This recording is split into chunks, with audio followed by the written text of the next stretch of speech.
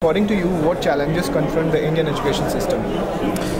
Well, India being such a unique place, one of its greatest assets is that we have the largest young population ever in the history of man. That is such a wonderful resource to have, but at the same time, it is a big responsibility. Responsibility for everybody, whether it be for government, whether it be people in the education sector, whether it be for parents, even for students. It's a great responsibility. And just the sheer size of the need and the demand for education is a big challenge. And how has been the role of Ryan education institutes throughout the country in building the overall education system? For us at Ryan, we started off in 1976 in Mumbai. Very humble beginning, and God's grace has led us through 3 decades. And currently we are about 125 schools in operation across 40 cities, 16 states. And we continue to grow at a sizable pace that is comfortable for us at about 3 or 4 schools a year. And we keep it at that because we're not a franchise. All of the schools are managed and owned by us, and we purposefully do it because we believe that in managing and running a school and operating a school is something very personal. You're dealing with children, and for us, we don't want to compromise on the quality.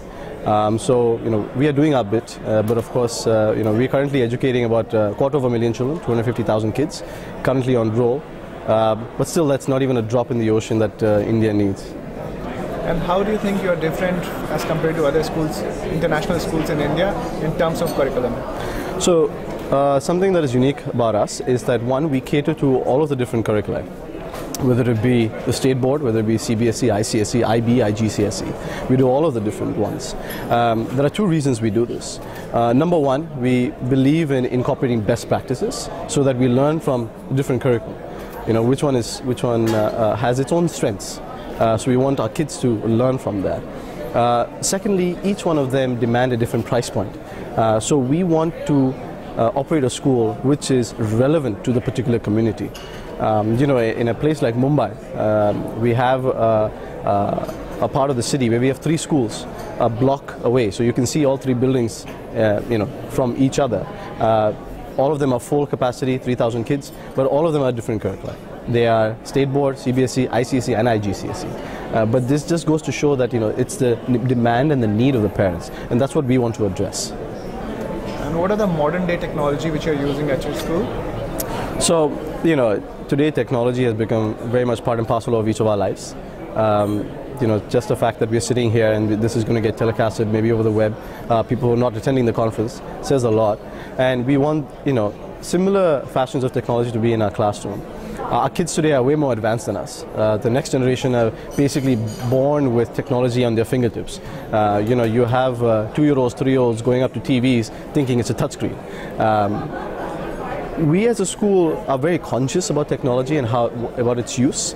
We just don't want to get a very high-tech piece of equipment and dump it into the classroom because the kids might be able to use it, but the teacher doesn't know or is scared of it, so there's no point. So we want to get relevant pieces of technology. Back in the day, the piece of paper and pen that you're holding, was technology, and still today, 80% of India is out, out of the main cities, and still there, the good old kitab, the good old pencil and paper is still a good piece of technology that they use. So we want to build a good balance of that and make sure that we bring in again things that are relevant and things that are just apt into the classroom. And what are the different programs which you are offering for the rural classes? Sorry? What are the different programs which you're offering for the rural classes? Do you have anything in mind for the rural classes? Of course. So, I was talking about, we do the entire spectrum of curriculum. And in terms of price points as well, we go all the way from completely free schools, all the way to the higher price points of the international curriculum, the IB and the IGCSE. So we have schools that are out in the villages. For example, we have a blind school in Calcutta. We have a school in Uttar Pradesh that are just for the villages. We built a school in Pondicherry for the tsunami-affected villages. We built about 600 homes, a community center, just to get everybody in the community back up on their feet. So for us, as a Ryan Group, education is a calling, it's a passion. And we want to make sure that our group is not just, we might just be seen or known in the cities, but there's a lot of work that goes on in the small towns and villages. And in some of the big cities, we've mandated, that our schools work with orphanages and old age homes. So our kids don't go to a orphanage for a field trip. Chalo bachcho dekhte hain orphanage kaisa dikhta hai. No. We want our kids to go there. They really partner with an orphanage, partner with an old age home, and they work with them. And they build a relationship. So this is one that we want to ensure that our kids are sensitized to the need of the community. Even though they are going up and above in the academic ladder, in the economic ladder, but there are still a huge portion of the community that is still there and that needs that helping hand. So this is very much part of our learning that we incorporate into our schools. Thank you so much, sir, for your time. It's a pleasure having you here with us.